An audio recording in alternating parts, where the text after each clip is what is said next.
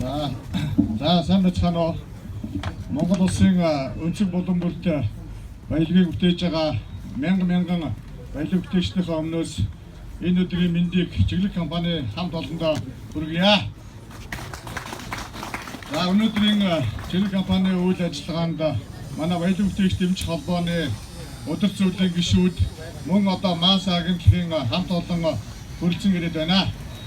Өнөөдрийн хүртэл чиглэл компани маань манай Мас агентлагийн баялаг бүтээгчдийг дэмжин төсөл хөтөлбөрт 2 ч удаа оролцож одоо орон даяар үйл ажиллагаагаа сурталчилж манай чиглэл компани хамт олныг бол одоо зураг дараадаагаар бол хүмүүс таньдаг мэддэг одоо андхаа байсан.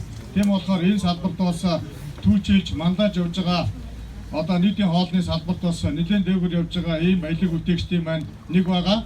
Яагаад ингэж хэлж өгнө гэх юм бол би нэлээд олон аймаг одоо дүүргүүд дээр одоо нэлээд олон одож ажилласан. Ингэж ажиллаж явах явцад бол чиглэл компани тоног төхөөрөмжийг хэрэгэлдэг одоо үндэсний одоо компаниуд бол маш олон байдгийн байлээ.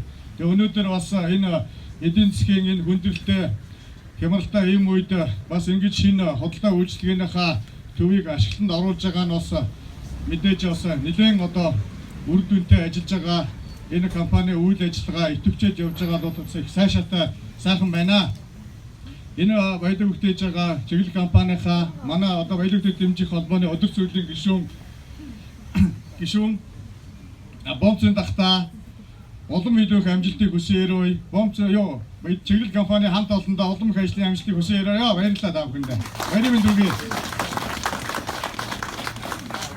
Баярлалаа. Өнөөдрийн бас